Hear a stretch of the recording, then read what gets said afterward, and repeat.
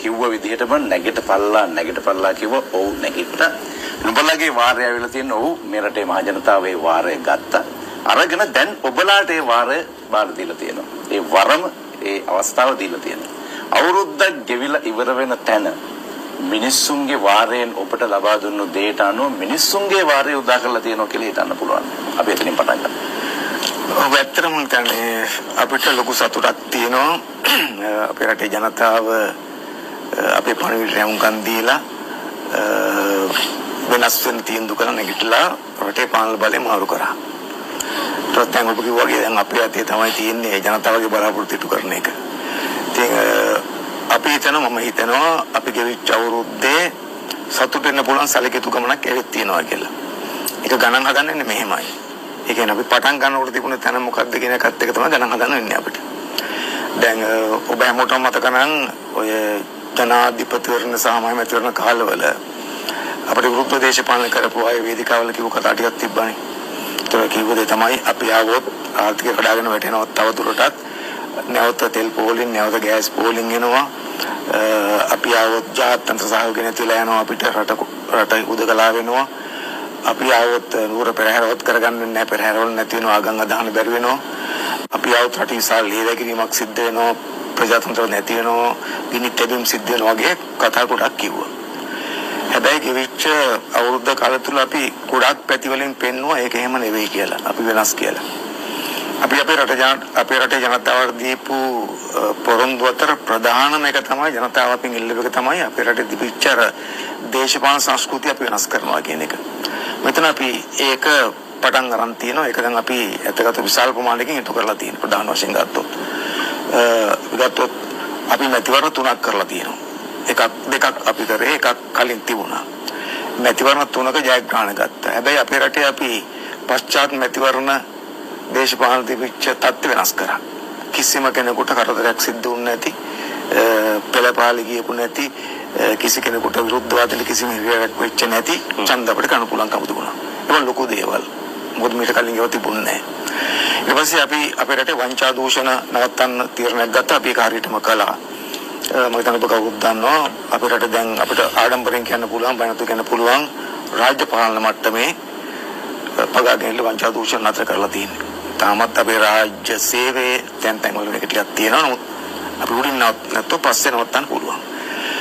මන්ත්‍රීවරු සහ පාලනය කරන්නට වරප්‍රසාද ලබා දීම අපි අවශ්‍ය කරලා තියෙනවා. කාපවිත් නැහැ වරප්‍රසාද නැත කරලා තියෙනවා. ඒකත් ඒක අපෙන් ලොකු පීවරක් කියලා පැත්තෙන් ගත්තා. නිසා අපි අලුත් දේශපාලන සංස්කෘතියක් ඇදුවා. අපි ආණ්ඩු බලය ගත්තාම පක්ෂයයි නෑදෑයි ඔක්කොම ආණ්ඩුවේ තනතුරට පුරවන සංස්කෘතිය වෙනස් කරා අපි කිසි නෑදෑයෙක් කරගෙන නැහැ ආණ්ඩුවේ තනතුරු වලට.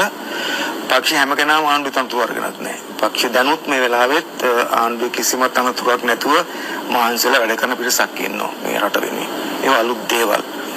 අනිත් පැත්තෙන් ගත්තොත් අපි අර වැටල තිබිච්ච රටක් ඔබ උදන බංකොලොත් කරලා තිබිච්ච රටක් අපි විශාල ආර්ථික අර්බුදයක් තිබ්බා.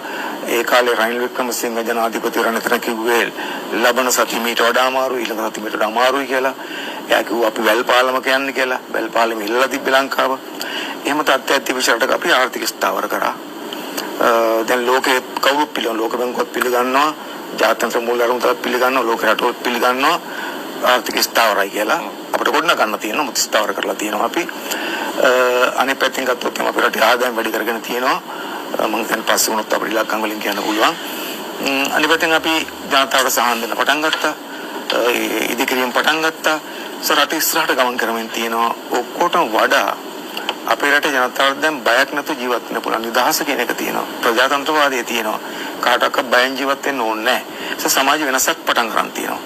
අපිට යන්න තියෙන දුර තව ටිකක් ලොකු දුරයි. කරුණු ගණනාවක් පැහැදිලි කරගෙන ආවා. ඒ කියන්නේ මේ දේශපාලනික වෙනස, සමාජීය වෙනස, එතකොට මිනිස්සු බලාපොරොත්තු වෙච්ච දූෂණය, වංචාව වගේ දේවල් නැති කිරීම, මන්ත්‍රීවරුන්ගේ වරප්‍රසාද වගේ කරුණු ගොඩක් කියනවා මේ ඔබේ ප්‍රතිපත්ති ප්‍රකාශය තුලත් කියවුණා. නමුත් මගේ ප්‍රශ්නය උනේ දැන් මේ රටේ මිනිස්සු ආණ්ඩුවක් බලයට ගෙනල්ලා අවුරුද්දක් ගත වෙනකොට බලාපොරොත්තු වෙන දේවල් ටිකක් තියෙනවා. දැන් මේ ක්‍රමයේ පැවති ක්‍රමයට 76 වසරක තිබුණු ක්‍රමයේ ආත්පසින් වෙනස් කරලානේ මේ රටේ මිනිස්සු 3-2 පාර්ලිමේන්තු බලයක්, ජනාධිපතිවරයෙක්, පළාත් පාලන ආයතන බහුතරයක බලය දීලා බලාපොරොත්තු වෙන. කියන්නේ ගම තියෙනවා, නගරේ තියෙනවා, රට තියෙනවා. පළාත් සභාව විතරට තව තියන්න තියෙන්නේ. හැබැයි මේ රටේ මිනිස්සු සියල්ල සතුටු කරන්න බෑ. නමුත් මිනිස්සුන්ගේ බලාපොරොත්තු වලට මිනිස්සුන්ගේ පොකට්ටුවට කුස්සියට මේ කියන තැන් වලට හරියට කතා කරලා තියෙන මේ කියන තැන් වල මිනිස්සුන්ගේ අරමුණු වලින් සාක්ෂාත් කරගන්න මේ රජය පොහොසත් වෙලා තියෙනවා කියලා ඔය විශ්වාස කරනවා. ඔය ඇත්තටම මම කලින් කිව්වා වගේ ඒක අපි බලන්න ඕන ගම තියෙන සාපේක්ෂව කියන්නේ අපි හිතපු තැනට සාපේක්ෂව කොතනද ගිහින් තියෙන කාරණේ. දැන් අපි ගත්තොත් ඊටම අමාරු ආර්ථික තත්ත්වයක් තියෙද්දිත් අපි පටන් ගන්නකොටම ජනතාවට සහන ගොඩක් දීලා තියෙනවා. ඒක අපි රජයේ සේවකයන්ට වැඩි කරා මූලික වැඩි කරා සැලකිත ප්‍රමාණයකින් ඉල්ලන්නෙත් නැතුව. අපේ රටේ ගොවි ජනතාවට වී ගොවියන්ට හෙක්ටරයකට තිබිච්ච රුපියල් 15000 පොහොර සමාදාන 25000 දක්වා වැඩි කරලා දුන්නා. ඒගොල්ලන්ට අපි වී කිලෝ රුපියල් 120ක සහතින් ලක් හදලා දුන්නා.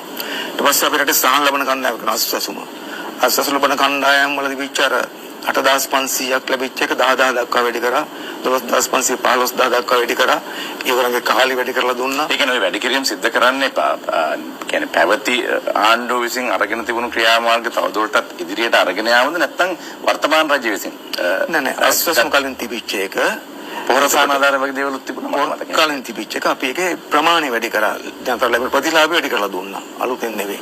ඊට අමතරව අලුතෙන් ගත්තොත් දැන් අපි මොකද තේකෝගේ ඔබතුමාගේ ප්‍රශ්නයක් අහන්නද? ඔබතුමා කිව්වා ප්‍රතිලාභ වැඩි කරා කියලා කිව්වනේ. දැන් ප්‍රතිලාභ වැඩි කරන්න එකක් භාණ්ඩාගාරයට සල්ලි තියෙන්න බෑ. එතකොට භාණ්ඩාගාරයට සල්ලි තියෙන්නේ ඔබතුමාලා ආපු ගමන් ඒ භාණ්ඩාගාරයේ මෙහෙම උල්පතක් හැටියට මතුවෙන්නේ නැහැ. එක්කෝ තියලා යන්න ඕනේ නැත්නම් ඔබතුමාලා ධනය උත්පාදනය කරන ක්‍රමවේදයක් තියෙන්න ඕනේ. එතකොට ඔබතුමාලා ජනතාවට හරි රාජ්‍ය සේවකයා හැටි යම් ආකාරයක අර වැඩිවීමක් දෙන්නේ ඔබතුමාට කොහෙන්ද සල්ලි හම්බුනේ? ඇත්තටම දැන් අපේ රටේ කිසියම් ආදායමක් හැමදාම උපයනවනේ.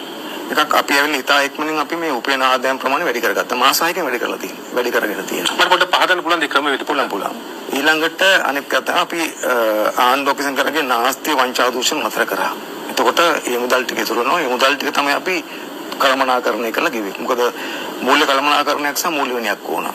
දැන් අපි ගත්තොත් අපි රජයේ ආදායම ගත්තොත් 2024 ජනවාරි සිට ජූලි දක්වා 24 අපි බලන්න කලින් රුපියල් බිලියන 2156ක් වෙච්ච ආදායම අපි ඇවිල්ලා 2025 ජනවාරි සිට ජූලි දක්වා බිලියන 2729 දක්වා වැඩි කරලා තියෙනවා.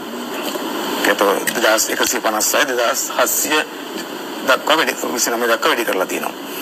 ඊළඟට අනිත් පැත්තෙන් ගත්තොත් අපි අපේ අපනයන ආදායම ගත්තොත් අපනයන ආදායම 2024 මුල් මාස 6 තුල ඩොලර් මිලියන 9992.0 ගාණක් ඒ කියන්නේ 10000ට පොඩ්ඩක් අඩු මට්ටමට අපි ගෙනත් තියෙනවා. ඒක 2024 සාපේක්ෂව 7.79ක වර්ධනයක් අරන් තියෙනවා අපි.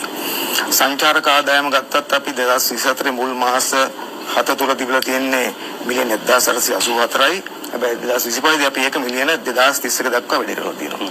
විදේශ ප්‍රේෂණ විදේශගතයි ලංකාවට එන මුදල 2024 දී අපිට මාස 7 තුල ලැබිලා තියෙන මිලියන 3710යි අපි ඒක 2025 දී වැඩි කරගෙන තියෙනවා 4835 දක්වා. ඊට පස්සේ මට තව ගීතයක් විදේශ ප්‍රේෂණ මේ ආණ්ඩුව ගන්න කලින් බලාපොරොත්තු වූ ප්‍රතිඵලයමද ඔය ඇවිල්ලා තියෙන්නේ. දැන් මේ මාස 7කටනේ. දැන් තව වැඩි වෙමින් යන්නේ. දැන් ගත්තොත් එහෙම බිලියනකට ප්‍රමාණයකට එමින් තියෙනවා මේක. මේ සංඛ්‍යා තියෙන්නේ පළවෙනි මාස 6 සහ 7. ඒතර එකෙන් පේන තමයි අපි ආදායම් වැඩි කරගෙන තියෙනවා.